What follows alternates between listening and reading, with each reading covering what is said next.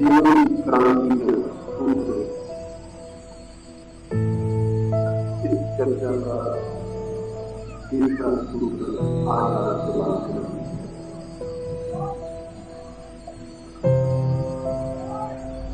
पहला सूत्र सिद्धांत शास्त्र और वाक्य से मुक्ति, दूसरा सूत्र जीवन से समाज से दूसरों से मुक्ति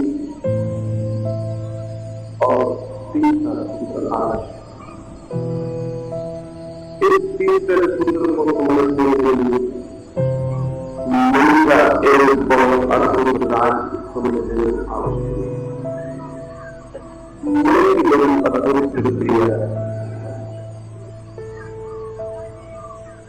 साधारणता पहचान न पड़े ऐसी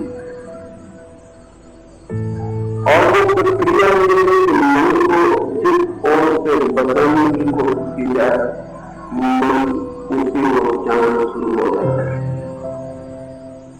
जहां से मन को हटाया जाए मन नहीं पहुंच जाए। जिस तरफ पुण्य की जाए मन के सामने वही सदा के लिए मुक्ति हो जाए। मन के लिए नमन करें, विरोध मन के लिए बुलावा और मन जाति इस मन को बोल समझ आकर जीवन को प्राय से अपने जीवन पत्र में छोटा सा उल्लेख किया। लिखा है उनके लिए संज्ञा विनय के बगीचे में वो अपनी पत्नी और अपने छोटे घूम रहे। देर तक प्राय से पत्नी से बातचीत करता रहा, टहलता रहा। फिर शाम होगी, द्वार बंद होने के बगीचे के तो वे दोनों बगीचे के द्वार पर आए। सब पत्नी को ख्याल आया कि उनका बेटा तो नमाज़ कितनी देर से उन्हें छोड़ने चला गया। इतने बड़े बगीचे में वो पता नहीं कहाँ होगा, द्वार बंद होने के करीब है, उसे समझ पड़ेगी। प्राय की पत्नी चिंतित हो गई और घबरा गई। प्राय में जब बुलाओ एक प्रश्न पूछता हूं, तुमने उनसे कहीं जाने को मना नहीं किया? अगर मना किया हो तो 100 में से मौके तुम्हारे बेटे के उसी जगह जाने के जहां तुमने मना किया। उसकी पत्नी ने तो मैंने मना किया था कि फवारे पर मत पहुंच जाना। प्राय में अगर तुम्हारे बेटे से थोड़ी सी बुद्धि है तो वो फवारे पर होगा। कई बेटे ऐसे भी होते हैं जिनमें ऐसा नसीब। पत्नी बहुत हैरान हुई। वो गए दोनों भागों में, वो बेटा फवारे पर पैर रखा है, वो पानी से खिलवा करता है। प्राय की पत्नी उससे कहने लगी, बड़ा आश्चर्य, तुमने कैसे पता लगा लिया कि बेटा वहां होगा? प्राय का आश्चर्य को कुछ भी नहीं। जहां रोका जाए जाने से मन को मन वहां जाने के लिए आकर्षित हो जाता है। जहां कहा जाए मत जाओ वहां एक छुपा हुआ रस, एक रहस्य शुरू हो जाता है। प्राय में था, ये तो आश्चर्य नहीं है कि मैंने तुम्हारे बेटे का पता लगा लिया। आश्चर्य यह है कि मनुष्य जाति इस छोटे से सूत्र का पता अब तक नहीं लगा पाया। और सच्ची मनुष्य जाति अब तक इस छोटे से सूत्र का पता नहीं लगा पाया। और इस छोटे से सूत्र को बिना जाने जीवन का कोई रहस्य कभी उद्घाटन नहीं हो सकता। इस छोटे से सूत्र का पता न होने के कारण मनुष्य जाति ने अपना सारा धर्म, सारी नीति, सारी समाज की व्यवस्था सब प्रदर्शन पर दमन पर खड़ी की।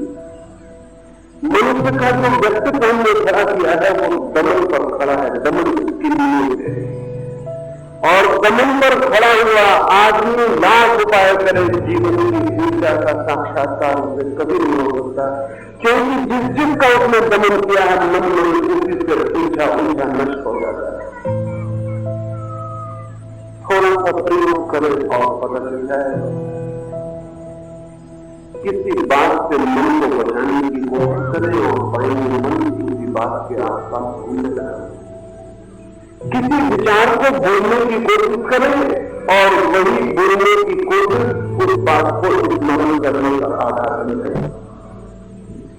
किसी तत्व को, किसी विचार को, किसी स्मृति को, किसी इमेज को, किसी प्रतिमा को मन से निकालने की कोशिश करें और मन के मंदिर में वही प्रतिमा विराजमान हो जाए। लड़े और देखें और पाएंगे कि जिससे लड़ेंगे उसी तरह करेंगे, जिससे भागेंगे वही पीछा करेगा, जैसे छाया पीछा करती है। भागते चले गए और छाया उनके पीछा करती है।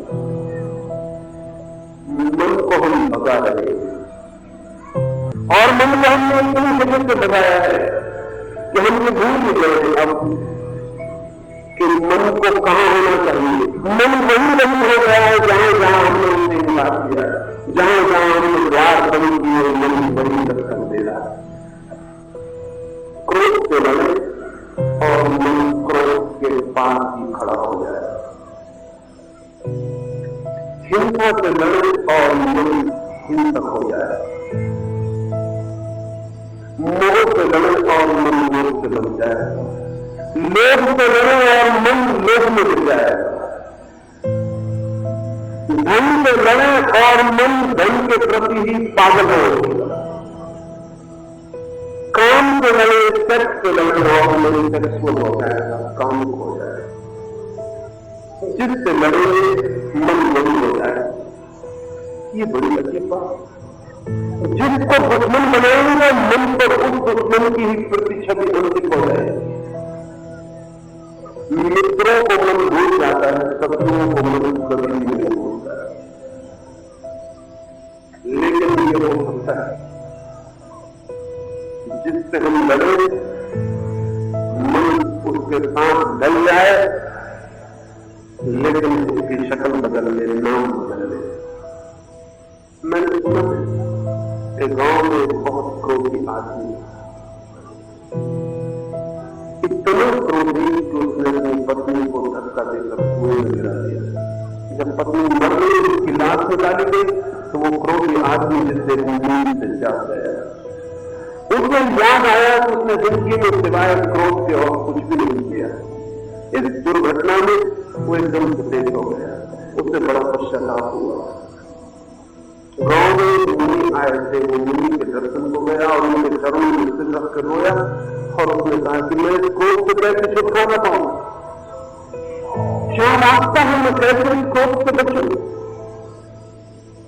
मुनि ने कहा कि सन्यासी हो जाओ, छोड़ दो वो सब जो तुम कल तक पकड़े थे। लेकिन मजा ये जिससे छोड़ने के कारण वो और पकड़ जाता है। लेकिन मुझे थोड़ी गहरी बात और एकदम से दिखाई नहीं पड़ती। कहा छोड़ दो सब, क्रोध को भी छोड़ दो, सन्यासी हो जाओ, शांत हो जाओ, अब कोई क्रोध को छोड़ो।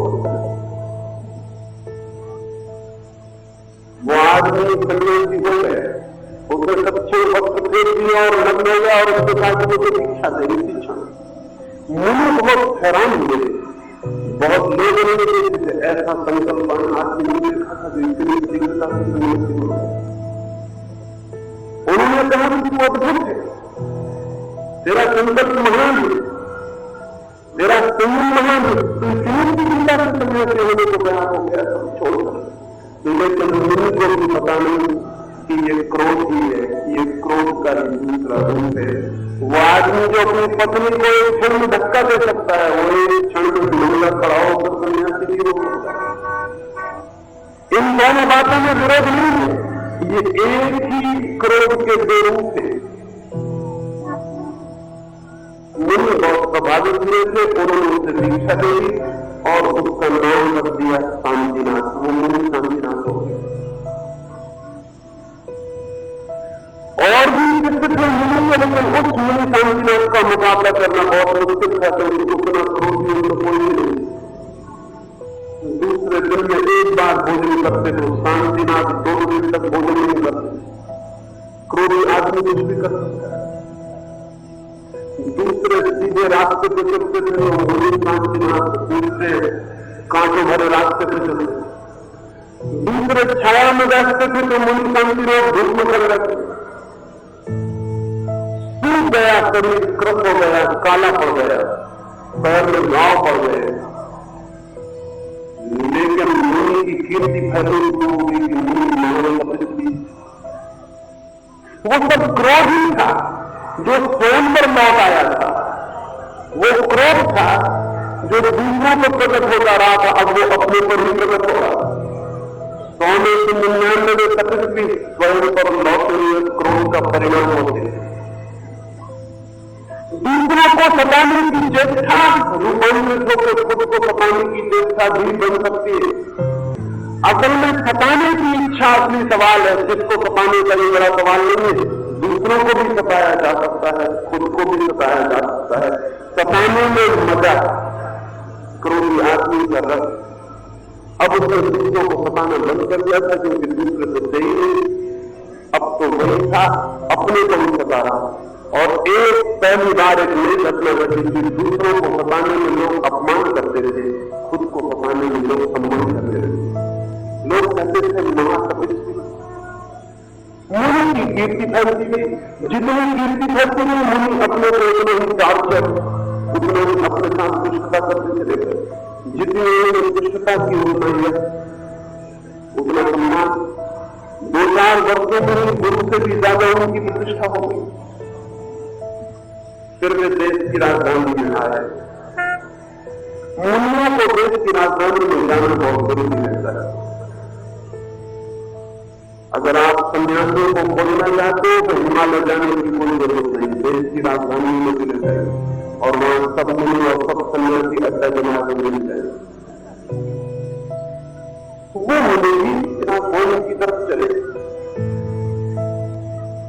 राजधानी में पुराना एक मित्र रहता था, उसे खबर नहीं। वो बहुत हैरान हुआ कि जो आदमी इतना क्रोधी था वो शांतिनाथ हो गया। चमत्कार है, जाऊंगी दर्शन करूंगा। वो मित्र दर्शन करने आया। मुनि अपने तख्त पर सवार थे, देख लिया, मित्र को पहचान भी गए। लेकिन जो लोग भी तख्त पर सवार हो जाते हैं वो कभी किसी को आसानी से नहीं पहचानते। फिर पुराने दिनों के साथी को पहचानना ठीक भी न था। उससे हम भी कभी इसी जैसे रहे, इसका पता चलता है। देख लिया, पहचाने नहीं। मित्र भी समझ गया कि पहचान तो लिया है, लेकिन फिर भी पहचान नहीं रहे। आदमी ऊपर चढ़ता ही इसलिए है कि जो पीछे छूट गए उनको पहचाने ना। और जब बहुत लोग उसको पहचानने लगते हैं तो वो सबको पहचानना बंद कर देता है। पद के शिखर पर चढ़ने का रस ही ये है, तुम्हें सब पहचाने लेकिन तुम्हें किसी को न पहचानना पड़े। मित्र पास पर आया और मुझे पूछा कि मुनि जी, क्या मैं पूछ सकता हूं आपका नाम क्या है? मुनि जी को क्रोध आ गया। कहा अखबार नहीं पढ़ते हो, रेडियो नहीं सुनते हो, मेरा नाम पूछते हो? मेरा नाम तो जगत जाहिर है, मेरा नाम है मुनि शांतिनाथ। उनके बताने का ढंग मित्र समझ गया कि कोई बदलाव सुनी रही है, आदमी में भी वही है, सिर्फ नग्न खड़ा हो गया है। 2 मिनट दूसरी बात चलती रही। मित्र ने फिर पूछा कि महाराज मैं भूल गया, आपका नाम क्या है?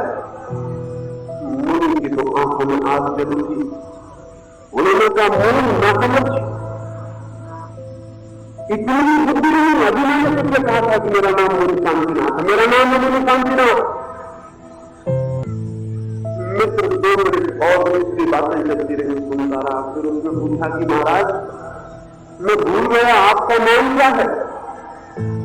मुनि ने डंडा उठा दिया और कहा कि फिर बोल दूंगा, नाम कुछ नहीं आता, मेरा नाम है मुनि शांतिनाथ।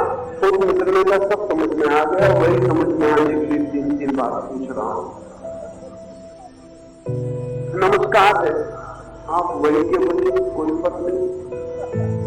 आप वही के वही, कोई फर्क नहीं पड़ा।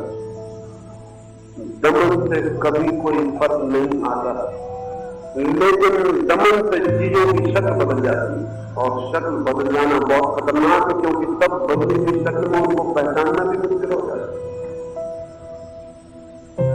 आदमी के भीतर काम हो, सेक्स हो, वासना हो, उसे पहचानना सरल है। लेकिन आदमी ब्रह्मचर्य की जबरदस्ती कोशिश में लग जाए तो ब्रह्मचर्य के पीछे भी सेक्सुअलिटी होगी, कामुकता होगी, लेकिन उसको पहचानना बहुत मुश्किल हो जाएगा क्योंकि वक्त बदल कर आ गई है। ब्रह्मचर्य एक तो वो है जो चित्त के परिवर्तन से उपलब्ध होता है, जो जीवन के अनुभव से उपलब्ध होता है। एक शांति वो है जो जीवन की अनुभूति की छाया की तरह आती है, और एक शांति वो है जो क्रोध को दबा के ठोक के ऊपर बैठ जाती है। एक ब्रह्मचर्य वो है जो भीतर वासना को दबा के उसकी गर्दन को पकड़ के खड़ा हो जाता है। ऐसा ब्रह्मचर्य कामुकता से भी बदतर है, क्योंकि कामुकता पहचान में आती और दुश्मन पहचान में आता हो तो उसके साथ कुछ किया जा सकता है, और दुश्मन पहचान में भी ना आता हो तब बहुत कठिनाई हो जाती है, खुद को ही पहचान मुश्किल हो जाती है। मैं साध्वी के साथ समुद्र के किनारे बैठा हुआ है, वे साध्वी परमात्मा की और आत्मा की बातें कर रहे थे। हम सभी बातें आत्मा परमात्मा की करते हैं जिनसे हमारा कोई भी संबंध नहीं, और जिन बातों से हमारा संबंध है उनसे हम बात नहीं करते, क्योंकि वे छोटी छोटी क्षुद्र बातें हैं। हम तो ऊंची बातें, आकाश की बातें करते हैं, पृथ्वी की बातें नहीं करते। जिस पृथ्वी पर चलना पड़ता है और जिस पृथ्वी पर जीना पड़ता है और जिस पृथ्वी पर जन्म होता है और जिस पृथ्वी पर लाभ गिरती है अंत में, उस पृथ्वी की हम बात नहीं करते। हम बात आकाश की करते हैं, जहां हम जीते हैं, हम चलते हैं। वे भी आत्मा परमात्मा की बात कर रहे हैं, आत्मा परमात्मा की बात आकाश की बात है। हवा का झोंका आया, मेरी चादर उड़ी और साध्वी को छू गई, जैसे बिच्छू छू गया हो वैसे घबरा गई। मैंने पूछा क्या हुआ? उन्होंने कहा पुरुष की चादर। पुरुष की चादर छूने का कैसे? मैं तो बहुत हैरान हुआ। मैंने कहा चादर भी पुरुष और स्त्री हो सकती है, ये मैंने पहली दफा जाना। चमत्कार है, चादर भी स्त्री और पुरुष हो सकती, लेकिन ब्रह्मचर्य चादर को भी स्त्री पुरुष में परिवर्तित कर देता है। ये सेक्सुअलिटी की अति हो गई, कामुकता की। मैंने कहा देवी अभी तुम आत्मा की बातें करते थी और कहती थी मैं शरीर भी नहीं, और अब तुम चादर भी हो। अभी क्षण पहले तुम शरीर भी नहीं थी, कि शरीर तो नहीं थी। अब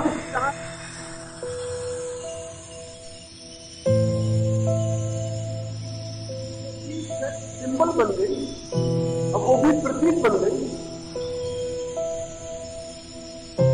चादर की हवाओं को क्या पता कि चादर की पुरुष की होती, अन्य चादर की हवाओं को नीति का ध्यान रखती, गलतियों में चादर की हवाओं से कहने के दिन की पश्चाताप प्राप्त करना पड़ता है, उपवास करना पड़ता है। मैंने उनसे कहा करो उपवास जितना करना हो, लेकिन चादर के संपर्क से भी जिसे पुरुष का भाव पैदा होता हो उसका चित्त ब्रह्मचर्य को कभी उपलब्ध नहीं हो। लेकिन हम इसी तरह के ब्रह्मचर्य को पकड़े हैं, इसी तरह का आलोक, इसी तरह का ध्यान, इसी तरह की नैतिकता, इसी तरह का धर्म।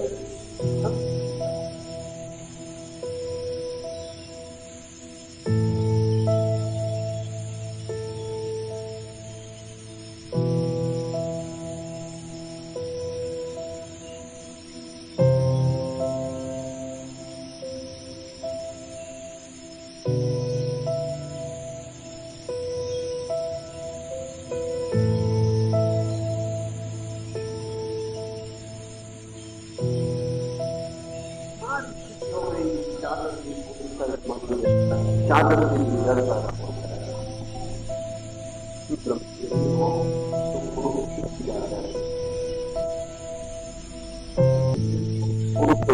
मिल गए, जिस ब्रह्मचर्य में पुरुष स्त्री न मिल गए वो ब्रह्मचर्य में जंगल में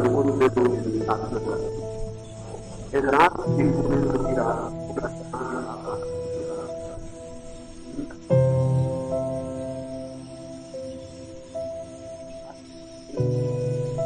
साक्षी भ्रमण को, नौका विहार को, पार में लाए होंगे शराब पी के, शराब नाचने लगे होंगे, वैश्या के वस्त्र छीनकर उसे नंगा कर दिया होगा।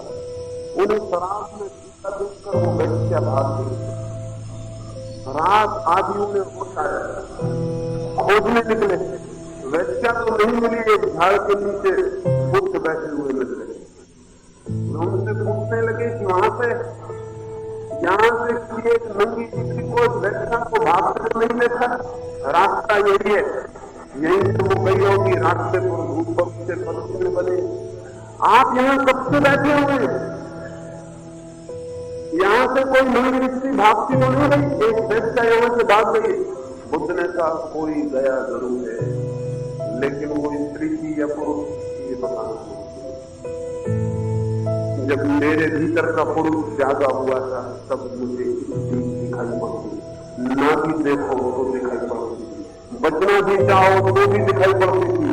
आंखें कितनी ही और कहीं मोड़ो, मैं आंखें स्त्री को ही देखती।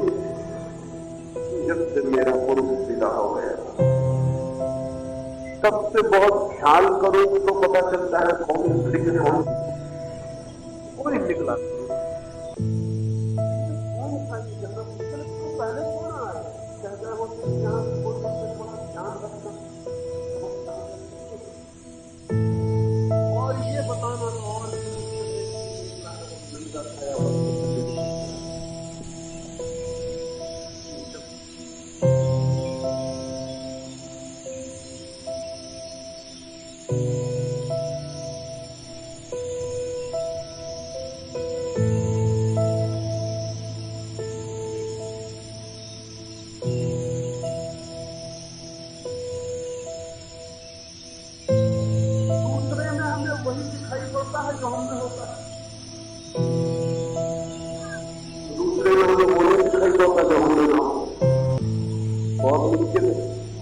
हर दूसरा आदमी दर्पण की तरह काम करता है, उसमें वही दिखाई पड़ती। खुद में कहने लगे अब तो मुझे याद नहीं आता, क्योंकि किसी को नंगा देखने की कोई कामना नहीं है। पता नहीं कि वो कपड़े पहनने की करने की, लेकिन तुम उनकी चिंता नहीं पड़े, चिंता न करें। हम उसे लाए थे आनंद के लिए, आनंद के लिए, और वो बात गई। हम उसे खोज रहे हैं। खुद ने कहा तुम जाओ खोजो, भगवान करे लेकिन किसी दिन तुम्हें भी ख्याल आ जाए, इतनी खूबसूरत और शांत रात में अगर तुम किसी और को न खोज के अपने को खोजते तो शायद आनंद के ज्यादा निकट हो। लेकिन तुम जाओ, तुम खोजो जिसे तुम्हें खोजना है। मैंने भी बहुत दिन तक दूसरों को खोजा, लेकिन दूसरों को खोज के मैंने कुछ भी न पाया, और जब से अपने को खोजा है तब से वो सब पा लिया है जिससे पानी की कोई काम न हो। ये आदमी ये ब्रह्मचर्य में रहा होगा, लेकिन चादर पुरुष हो जाए तो ब्रह्मचर्य नहीं। और इस देश का दुर्भाग्य कि दमन के कारण इस देश का सारा व्यक्तित्व गुरु विकृत परवर्तित हो गया है। एक एक आदमी भीतर उल्टा है, बाहर उल्टा है। भीतर आत्मा शीर्षासन कर रही है, भीतर हम सब सिर के बल खड़े हैं। जो नहीं है भीतर वो हम बाहर दिखला रहे हैं, और दूसरे धोखे खा जाए इससे कोई बहुत खर्चा नहीं है। हम खुद ही धोखा खा जाते हैं, लंबे अर्थ में हम खुद ही भूल जाते हैं हम ये क्या। दमन मनुष्य की आत्मा की असलियत को छिपा देता है और झूठा आवरण पैदा कर देता है। और फिर दमन में हम जिंदगी भर जिसे दमन किया है उससे ही लड़के गुजारते। ब्रह्मचर्य की साधना करने वाला आदमी 24 घंटे सेक्स की चिंतना में व्यतीत करता है। उपवास करने वाला 24 घंटे भोजन करता है। ये तो आपने उपवास किया होगा तो बताओ। उपवास करें और 24 घंटे भोजन करना पड़ेगा। हाँ, भोजन मानसिक हो, शारीरिक नहीं हो। लेकिन शारीरिक भोजन का कुछ फायदा भी हो सकता है। मानसिक भोजन का सिवाय नुकसान के और कोई फायदा नहीं। वो जिसने दिन भर खाना नहीं खाया है वो दिन भर खाने की सोचेगा नहीं। उपवास का ये अर्थ नहीं है कि आदमी खाना ना खाए। उपवास का अर्थ अनाहार नहीं है। अनाहार करने वाला दिन भर आहार करता है। उपवास का अर्थ दूसरा है। दमन नहीं है उपवास का अर्थ, लेकिन दमन ही उसका अर्थ बन गया है। उपवास का अर्थ भोजन न करना नहीं है। उपवास का अर्थ है आत्मा के निकट आवास, और आत्मा के निकट कोई इतना पहुंच जाए कि उसे भोजन का ख्याल न आए, वो बात दूसरी है। कोई इतने भीतर उतर जाए कि बाहर का पता भी नहीं चले कि शरीर भूखा है, वो बात दूसरी है। कोई इतने गहरे में चला जाए कि शरीर को प्यास लगी कि भूख लगी इसकी खबर न पहुंचती हो, ये बात दूसरी है। लेकिन कोई भोजन नहीं खाऊंगा ऐसा संकल्प करके बैठ जाए तो दिन भर से भोजन करना पड़ता है, बात नहीं। दमन धोखा पैदा करता है।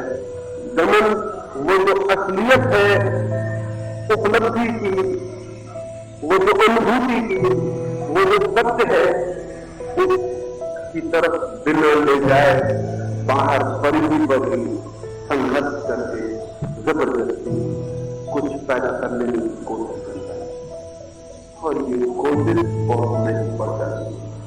हिंदुस्तान में ब्रह्मचर्य की बात चल रही 3000 वर्ष से, और इस बात को कहने में मुझे जरा भी अतिशयोक्ति नहीं मालूम पड़ती कि आज पृथ्वी पर हमसे ज्यादा कानून सिर्फ किसी समाज का नहीं होगा, नहीं हो सकता है। क्योंकि जिससे हम लड़े हैं वही हमारे भीतर भाव की तरह पैदा हो गए। 24 घंटे उसी से लड़ रहे हैं। छोटे से बच्चे से लेकर मरते हुए बूढ़े तक सेक्स की लड़ाई चल रही है। खोलियां में तो फकीर थे, मैंने उनके जीवन में पढ़ा। दो भिक्षु एक दिन सांझ अपने आश्रम वापस लौटते। एक बूढ़ा भिक्षु है, एक युवा भिक्षु। आश्रम से पहले ही एक छोटी सी पहाड़ी नदी है, सांझ हो गई है, सूरज ढलता है। एक युवती खड़ी है उस पहाड़ी नदी के किनारे, उसे भी नदी पार होना है, लेकिन डरती है, अनजान है, शायद नदी परिचित नहीं है, पता नहीं कितनी गहरी हो, भयभीत है। तो वह बूढ़ा साधु आगे आया है, उसको भी समझ में पड़ गया कि नदी पार होने के लिए जिनसे शायद कोई सहारा मांगती है। उसका भी मन था कि हाथ से सहारा देकर नदी पार करवा दूं, लेकिन हाथ का सहारा देने का ख्याल भर वर्षों की कभी हुई बात में एकदम खड़ी हो गई। वो हाथ को छूने की कल्पना हुई, भीतर जैसे नस में रग में कोई बिजली दौड़ गई। 30 वर्ष से स्त्री को नहीं छुआ, अभी छुआ नहीं था, अभी भी छुआ नहीं था, अभी सिर्फ सोचा था कि हाथ का सहारा दे दूं, लेकिन सारे प्राण कब गए। एक बुखार सारे व्यक्तित्व को घेर लिया। अपने मन को डराया, कहा कि मैंने कैसी गंदी बात सोची, कैसे पाप की बात सोची, मुझे क्या मतलब है कोई नदी पार होने न हो, मुझे क्या प्रयोजन है, मैं अपना जीवन को बिगाड़ू, अपनी साधनों को बिगाड़ू। बड़ी कीमती साधना होगी जो एक लड़की का हाथ छूने से बिगड़ जाती है, बड़ी बहुमूल्य साधना रही हो, और ऐसी ही बहुमूल्य साधना के कारण लोग मोक्ष तक पहुंचना चाहते हैं। ऐसी ही कीमती मजबूत साधना के पुल पर चढ़ परमात्मा की यात्रा करना चाहते हैं। आंख बंद कर ली उसने, क्योंकि वो स्त्री दिखाई पड़ती थी और वो बहुत जोर से दिखाई पड़ती थी, क्योंकि मन जाग गया था, कोई प्रार्थना चल गई थी। आंख बंद करके वो मजबूत करने लगा। अब ये आपको पता होगा, जिस चीज में आंख बंद कर ली जाए वो उतनी सुंदर कभी नहीं होती आंख खोले में जितनी आंख बंद पढ़ने हो जाए। आंख बंद हुई और उसकी अप्सरा हो गई। अप्सराएं इसी तरह पैदा होती, बंद आंख से पैदा हो जाती। दुनिया में स्त्रियां आंख बंद करो कि अप्सराएं पैदा होती। अप्सराएं कहीं नहीं है, लेकिन आंख बंद से स्त्री अप्सरा हो जाती, एकदम कविता पैदा हो जाती, फूल खिल जाते, चांदी फैल जाती। एक ऐसा सौंदर्य आ जाता है जो स्त्री में कहीं नहीं, जो सिर्फ आदमी की काम वासना के सपने में होता है। आंख बंद करते ही सपना शुरू होता है। अब वो आदमी स्त्री में नहीं बैठा, अब एक ड्रीम, अब एक सपना, और वो स्त्री उससे बुला रही। उसका मन कभी कहता है कि चलेंगे तो बड़ी बुरी बात है कि किसी असहाय स्त्री को सहारा न दूं, फिर तत्काल उसका दूसरा मन कहता है कि ये सब बेईमानी है, अपने को धोखा देने की तरकीब कर रहे हैं, ये सेवा वगैरह नहीं है, तुम स्त्री को छूना चाहते हो। बड़ी मुश्किल है उसकी, साधुओं की बड़ी मुश्किल होती है। खींच तान में भीतर, तनाव भीतर, सारा प्राण पीछे लौट जाना चाहता है, और वो दमन करने वाला मन आगे चला जाना। वो नदी के छोटे से घाट पर वो आदमी दो हिस्सों में बच गया है, एक हिस्सा आगे जा रहा, एक हिस्सा उसकी अशांति, उसका टेंशन, उसकी तकलीफ हम समझ सकते। यही अशांति आदमी को पागल कर देगी। आधा हिस्सा इस तरफ जा रहा है, आधा हिस्सा उस तरफ जा रहा है। किसी तरह ठीक टाइम से उसने अपने को पास कर लिया। आंखें खुल के देखना चाहती है, लेकिन वो मरा हुआ है। वो भगवान का नाम नहीं लेता, जो उसको भगवान का नमो उठा है, नमो उठा है। भगवान का नाम आदमी जब भी जोर बोले तब समझ लेना कि भीतर कुछ गड़बड़। उसको दबाने के लिए आदमी जो नाम देता, आदमी को ठंड लग रही है, नदी में नाच वक्त कहता सीताराम सीताराम। वो ठंड जो लग रही है, बेचारे सीताराम को क्यों तकलीफ दे रहे हैं?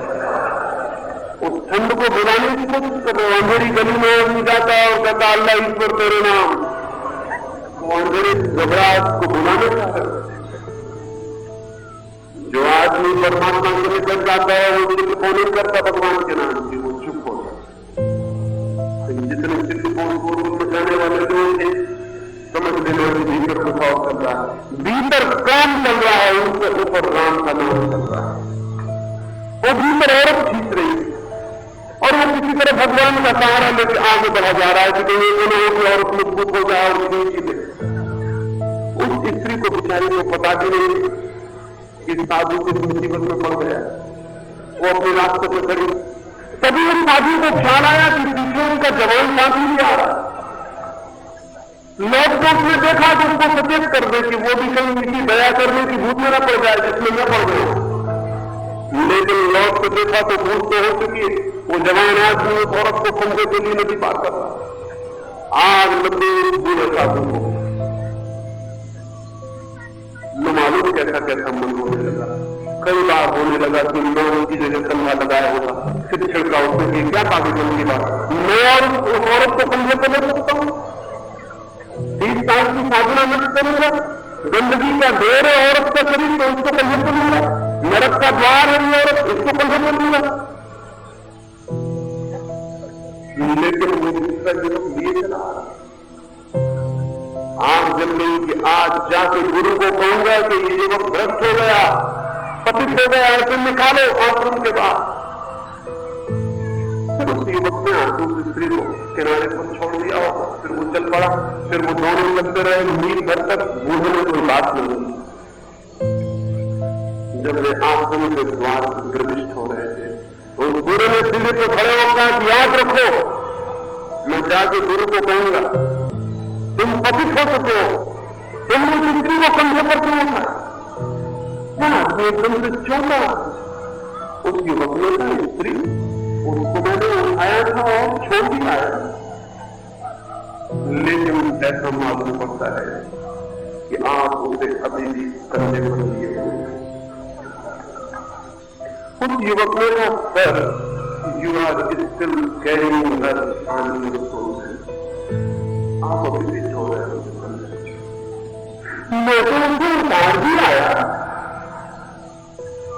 और आपने तो उसको कभी कंधे पर लिया भी नहीं था।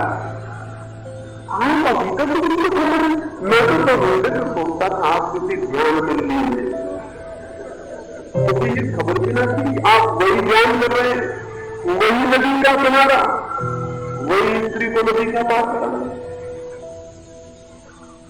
ये तो मैंने कहानी सुनी, अभी ऐसी कहानी ठीक मेरे साथ हो गई। वो आपने अखबार में जरूर पढ़ लो। आई और मेरे साथ ठहर गई। उसने मुझसे पूछा कि मैं यहाँ ठहर जाऊं आपके पास? मैंने कहा बिल्कुल ठहर जाओ। मुझे पता नहीं था कि मनु भाई पटेल को बड़ी तकलीफ हो जाएगी इस बात। अगर मुझे पता होता तो संसद सदस्य को मैं तकलीफ नहीं देता, मैं किसी को तकलीफ नहीं देना चाहता। कहता कि देवी तुम्हारे ठहरने से मुझे तकलीफ नहीं, लेकिन मनु भाई पटेल को बड़ोदरा वालों को उनको तकलीफ हो जाएगी और किसी को तकलीफ देना अच्छा नहीं। तो तुम्हें ठहरने में तो जाओ, मनु भाई के कमरे में ठहर जाओ, तो मेरे पास कहा लिखा। लेकिन मुझे पता ही नहीं था, पता होता तो ये भूल नहीं होती, लेकिन भूल हो गई, अज्ञान में हो गई। वो आप सो भी गई, लेकिन दूसरे दिन तकलीफ हुई। पता चला कि मनु भाई को उनके मित्रों को बहुत कष्ट हो गया इस बात से, मेरे कमरे में। मैं तो हैरान हुआ, वो कमरे में मेरे कोई तकलीफ नहीं हो गई, लेकिन आदमी कंधे पर उन चीजों को उठाने लगता है जिनसे भीतर कोई लड़ाई जारी नहीं हो। पता नहीं चलता, ख्याल में नहीं आता, पता ही नहीं चलता कि ये सब भीतर क्या हो रहा है। फिर इस बात को हुए 2 महीने हो गए। वो मनु भाई मुझे मिले तो उनसे कहूँ sir you are still carrying around your phone, अभी भी दो रहे हैं। लेकिन 2 महीने हो गए, अब उनको अखबारों में प्रेस कॉन्फ्रेंस बुला के खबर देने का मौका है। मैंने उनको बहुत जल्दी में कहा था कि मनु भाई तकलीफ होगी, पीछे के पीछे ये बात चलेगी, ये मिटने वाली नहीं, तो मैं इसकी बात करूँ सबके सामने। तो वहां कहा कि मैं क्या बात करनी है, कुछ हर्जा नहीं है, जो हो गया हो गया। लेकिन मैं जानता था कि बात तो उठेगी, करनी ही पड़ेगी। फिर वो संसद सदस्यों को मुझ जैसे फकीरों के आचरण का ध्यान रखना चाहिए, मुझ का आचरण बिगाड़ देंगे हम जैसे लोग। और ऐसे अच्छे संसद सदस्य है, इसलिए तो मुझ का आचरण इतना अच्छा है, नहीं तो सभी का बिगड़ जाता। धन्यवाद हमारे मुझ का आचरण कितना अच्छा है, अच्छे संसद सदस्यों के कारण, जो पता लगाते हैं कि किसके कमरे में कौन सो रहा, हिसाब रखते। ये लोक सेवक है, लोक सेवक होना चाहिए। मैं तो जैसे मुझे खबर मिली, मैंने कहा कि इस बार इलेक्शन के वक्त अगर मुझे वक्त मिला तो जाऊंगा बड़ौदा में, लोगों से कहूंगा कि मेरे भाई को ही वोट देना। इस तरह के लोगों की वजह से देश का चरित्र नहीं जाए तो सब खराब हो जाए। लेकिन ये दिमाग कहां से पैदा होता है, ये दिमाग कहां से आता है, भीतर क्या छुपा हुआ है? वो भीतर है दमन की लंबी परंपरा। ये एक आदमी का सवाल नहीं, ये हमारी पूरी जाति संस्था का सवाल है। ये कोई मनु भाई का सवाल नहीं, वो तो प्रतिनिधि है हमारे और आपके, हमारी सब बीमारियों के प्रतिनिधि है हमारे सब प्रतिनिधि। वो तो हमारे भीतर छुपा है। हमारे भीतर क्या छुपा है? हम एक अजीब सप्रेशन की धारा में अपने को जोड़ रखा है, दबा रहे हैं सब। वो दबाया हुआ घाव हो जाता है, वो घाव पीड़ा देता है। उस घाव की वजह से हमें बाहर वही दिखाई पड़ने लगता है जो भीतर है। सारा जगत फिर एक तरफ मिल जाता है। ये सप्रेशन की लंबी धारा, ये दमन की लंबी यात्रा व्यक्तित्व को नष्ट कर दी है। इसने जीवन के सारे स्रोतों को पायजन से भर दिया, जहर से भर दिया। जीवन के सारे स्रोत विकृत और कुरूप हो गए। तीसरा सूत्र आज आपसे कहना चाहता हूं, दमन से बचना अगर जीवन और सत्य को जानना हो और कभी प्रभु के परमात्मा के द्वार पर दस्तक देनी हो, तो दमन वाला चित्त वहां तक कभी नहीं पहुंचता। वो वहीं रुक जाता है जहां दमन करता है। जिसका दमन करता है वहीं ठहर जाता है और उसको वहीं ठहरना पड़ता है, क्योंकि जरा ही हटा कि दमन उखड़ जाएगा और जिसको दबाया है वो प्रकट होना शुरू हो जाएगा। अगर आपने एक आदमी की छाती पे आप सवार हो गए तो फिर आप उसको छोड़कर नहीं जा सकते, क्योंकि छोड़ के आप गए तो वो फिर निकल के आपके ऊपर हमला करेगा। तो अगर किसी आदमी की छाती पे आप सवार हो गए तो आप समझना कि जितना वो आपसे बन गया उससे भी ज्यादा आप उससे बन गए, क्योंकि आप छोड़ के नहीं रख सकते। तो मनुष्य जिन चीजों को दबा लेता है उन्हीं के साथ बंध जाता है, उनसे छोड़ के हट नहीं सकता और कहीं नहीं जा सकता। इसलिए दमन से अत्यंत साधक को सावधान होना। उन्हें पैदा करेगा पागलपन, विक्षिप्तता, इंजनिटी। जितने मनुष्य चिकित्सक हैं उनसे पूछे वो क्या कहते हैं? वो ये कहते हैं कि सारी दुनिया पागल हो जा रही दमन के कारण। पागल खाने में 100 आदमी बन गए, उनमें 99 आदमी दमन के कारण बन गए। जिन्होंने भी जोर से दबा लिया है, उन्होंने विस्फोट की आग को भीतर रख लिया है। वो विस्फोट फूटना चाहता है, वो सारे व्यक्तित्व को किसी दिन तोड़ देता है, किसी दिन खंड खंड बिखेर देता है सारे मकान को। आदमी बिखर के टूट के खड़ा हो जाता है। इसलिए जितना आदमी सभ्य होता चला जा रहा है उतना ही पागल होता जा रहा है, क्योंकि सभ्यता का सूत्र दमन नहीं। स्वभाव को अगर जानना है तो दमन से नहीं जाना जा सकता है। लेकिन आप कहेंगे अगर हम दमन नहीं करेंगे तब तो आदमी पशु हो जाएगा, तब तो क्रोध आए तो क्रोध करना चाहिए, आप ये कहते हैं। वासना आए तो वासना भोगनी चाहिए, आप ये कहते हैं। आप लोगों को वासना में डूब जाने के लिए कहते हैं? बिल्कुल नहीं, जरा भी नहीं कहता हूं। दमन से बचने को कह रहा हूं, अभी भोग करने को नहीं कह रहा हूं। अभी एक सूत्र समझिए, कल हम दूसरे सूत्र की बात करेंगे। दमन से बचने का अर्थ भोग में खून जाना नहीं है। अनिवार्य रूप में वही एक दूसरा अल्टरनेटिव नहीं है, और विकल्प भी है। उन विकल्प की हम बात करेंगे। इसलिए जल्दी से नतीजा दे तो घर तक लौट जाना। मेरी बातों में जल्दी नतीजा नहीं लेना चाहिए, तो बड़ी मुश्किल हो जाती है। दमन नहीं, खुद के व्यक्तित्व से संघर्ष नहीं, खुद के व्यक्तित्व से द्वंद्व नहीं, क्योंकि खुद के व्यक्तित्व से द्वंद्व का अर्थ है जैसे मैं अपने दोनों हाथों को लड़ाने लगूं। कौन जीतेगा, कौन हारेगा? दोनों हाथ मेरे हैं, दोनों हाथों के पीछे लड़ने वाली शक्ति मेरी है, दोनों हाथों के पीछे मैं हूं। कौन जीतेगा? कौन जीत सकता? लेकिन दोनों हाथों की लड़ाई में जीतेगा कोई भी नहीं, क्योंकि जीतने वाले दो हैं ही नहीं। लेकिन एक अद्भुत घटना घट जाएगी, जीतेगा तो कोई नहीं, न बायां न दायां, लेकिन मैं हार जाऊंगा दोनों को लड़ाने में, क्योंकि मेरी शक्ति दोनों के साथ नष्ट होगी और मैं हार जाऊंगा शक्ति से क्षीण होने से। जो भी दमन कर रहा है वो किसका दमन कर रहा है? अपना ही, अपने ही चित्त के खंडों को दबा रहा है। किससे दबा रहा है? खुद के ही चित्त के दूसरे खंडों को दबा रहा है। चित्त के एक खंड को चित्त के दूसरे खंड से दबा रहा है। खुद को ही खुद से लड़ा रहा है। ऐसा आदमी अगर पागल हो जाए अंधता तो आश्चर्य क्या है? वो तो आदमी पागल नहीं हो पाता, क्योंकि दमन करने वालों की बात पूरी तरह से कोई भी नहीं मानता है, लेकिन सारी मनुष्य पागल हो जाए। वो दमन करने वालों की बात पूरी तरह कोई नहीं मानता, और न मानने की वजह से थोड़ा सा रास्ता बचा रहता है कि आदमी बच जाता है। हम न मानने की वजह से ऊपर से दिखलाता है कि मानता हूं, भीतर से पूरा मानता नहीं, इसलिए पाखंड और हिपोक्रेसी कर रहा हूं। हिपोक्रेसी दमन की सगी बहन, वो जो पाखंड है वो दमन का सचेरा भाई। दमन चलेगा तो पाखंड पैदा होगा, अगर पाखंड पैदा न होगा तो पागलपन पैदा होगा। पागलपन से बचना है तो पाखंड ही बचाना पड़ेगा। दुनिया को दिखाना पड़ेगा कि ब्रह्मचर्य, और पीछे से वासना के रास्ते खोलने पड़ेंगे। दुनिया को दिखाना पड़ेगा कि मुझे तो मिट्टी है धन, और भीतर गुप्त मार्गों से जो बंद करनी पड़ेगी, वो भीतर से चलेगा। फिर पाखंड होगा, फिर झूठ।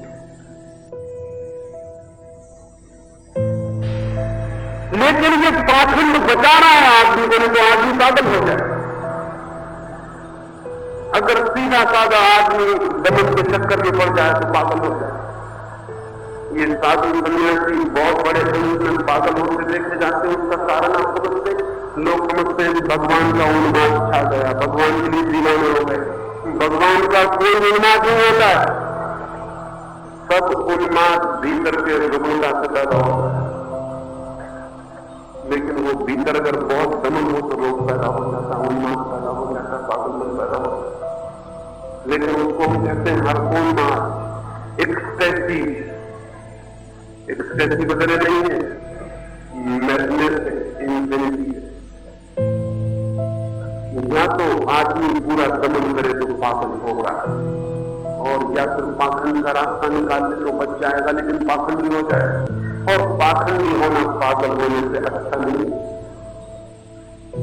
पागल की फिर भी एक सिंसियरिटी है, पागल का फिर भी एक निष्ठा है, पाखंडी की तो कोई निष्ठा नहीं, कोई नैतिकता नहीं, कोई ईमानदारी नहीं। मगर दमन यही दो विकल्प पैदा करता है। आप अपने से लड़े और आप गलत रास्ते पर गए। अपने से नहीं लड़ना है, अपने से लड़ना आधार नहीं है, दमन मात्र आधार नहीं है। दमन मात्र मनुष्य को जितना नुकसान पहुंचाया है उतना दुनिया में किसी और एक तत्व ने कभी नहीं पहुंचाया। उस दिन ही मनुष्य पूरी तरह स्वस्थ होता है जिस दिन सारे दमन से मुक्त हो जाता है, जिस दिन उसके भीतर कोई कॉन्फ्लिक्ट नहीं, कोई द्वंद्व नहीं। जिस दिन भीतर द्वंद्व नहीं होता उसी दिन उस एक का दर्शन होता है जो भीतर है।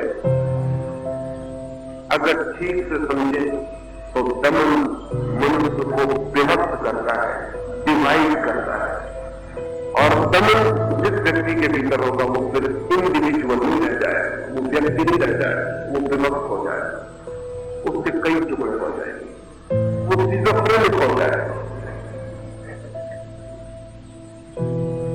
दमन न होगा व्यक्ति में तो योग की स्थिति उपलब्ध होगी। योग का अर्थ जोड़, योग का अर्थ इंटीग्रेशन, योग का अर्थ एक। लेकिन एक कौन हो सकता है?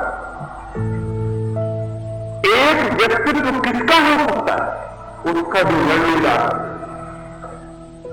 उसका जो अपने को खंड खंड नहीं बोल रहा है, जो अपने भीतर नहीं कह रहा है ये बुरा है, ये अच्छा है, इसको बचाऊंगा, इसको छोड़ूंगा।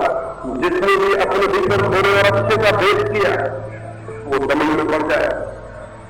दमन से बचने का सूत्र है अपने भीतर जो भी है उसकी पूर्ण स्वीकृति, टोटल एक्सेप्टेबिलिटी। जो भी है, सेक्स है, लोभ है, क्रोध है, मान है, अहंकार है, जो भी है भीतर उसकी सर्वांगीण स्वीकृति प्राथमिक बात है। तो व्यक्ति आत्मज्ञान की तरफ विकसित होगा, नहीं तो नहीं विकसित होगा। अगर उसने अस्वीकार किया कि इस हिस्से को मैं अस्वीकार करता हूं, उसने कहा कि मैं लोभ को फेंक दूंगा, उसने कहा कि मैं क्रोध को फेंक दूंगा, बस फिर वो नहीं कभी भी शांत हो पाएगा। इस फेंकने में ही अशांत हो जाएगा। और इसलिए तो सन्यासी जितने क्रोधी देखे जाते हैं उनसे साधारण लोग क्रोधी नहीं होते।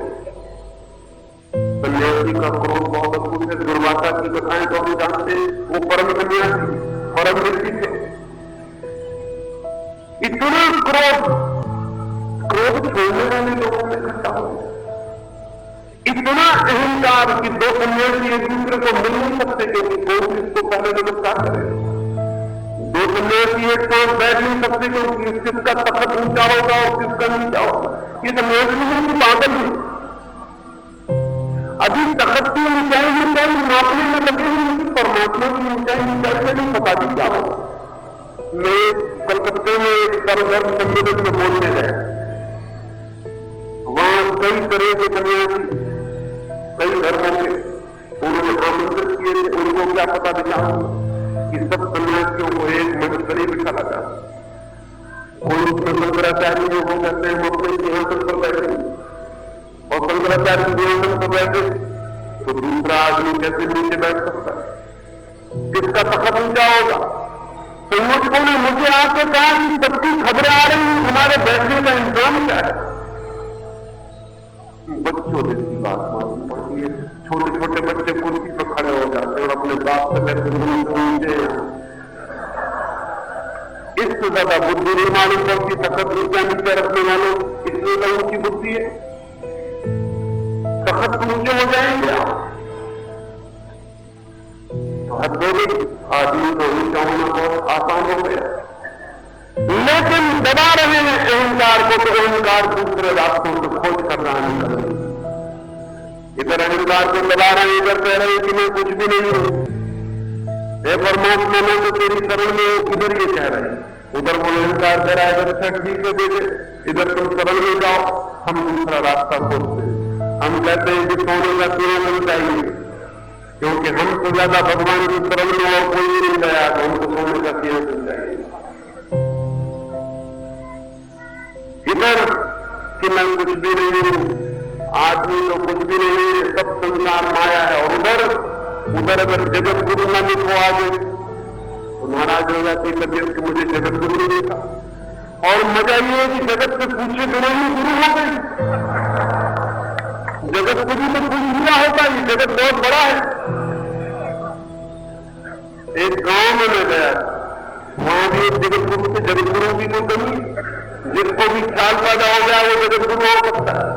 इस वक्त सबसे सस्ता काम ये है, गांव में जगत गुरु को लड़का गलत होता था, गांव जगत गुरु को मिल गया। उन्होंने कहा वो नहीं रहते खुदा। मैंने कहा जगत को पूछ लिया उन्होंने कहा जगत से तो नहीं पूछा, लेकिन वो बहुत विचार आदमी, उनका एक शिष्य है। मैंने कहा और कितने, उनका बस एक ही है, लेकिन उसका नाम उन्होंने जगत रख लिया, तो वो जगत गुरु हो गए। बात अब और कोई कमी नहीं रही, लीगली कॉन्स्टिट्यूशनली अदालत में मुकदमा नहीं चला सकते साथ में। जगत गुरु है, सारे जगत गुरु की तरह के, किसी का एक से सोलह, किसी के 10 होने से क्या फर्क पड़ता है। लेकिन इधर कहते हैं कि नहीं, कुछ आदमी तो माया है, असली तो ब्रह्म है, एक ही ब्रह्म है। और इधर जगत गुरु होने का कोई लोग सवाल रहता, वो अहंकार उधर से बचाओ, इधर से रास्ता खोलता है। आदमी जिस दिन को दबाएगा वही वही नए नए मार्गों से प्रकट होगा। दमन करके कभी कोई किसी चीज से मुक्त नहीं होगा। इसलिए दमन से बचना, दमन से सावधान रहना। दमन नहीं, दमन को तोड़ देने का सूत्र है। और अगर जुड़ना है और एक हो जाना है तो दमन से बच जाना पहली सब है। चौथे सूत्र में आपसे मैं बात करूंगा कि अगर दमन से बच जाए तो फिर वो एकदम निमंत्रण देगा कि आओ, अब तो क्रोध से बचना नहीं, इसलिए आओ क्रोध करो। अब तो सेक्स से बचना नहीं है, इसलिए आओ स्कूल जाओ। अब तो लोग से बचना नहीं है, इसलिए दौड़ो और रुपए इकट्ठे करो। जैसे ही दमन से बचेंगे वैसे ही वो निमंत्रण देगा कि आ जाओ। उस भोग के लिए क्या करना है?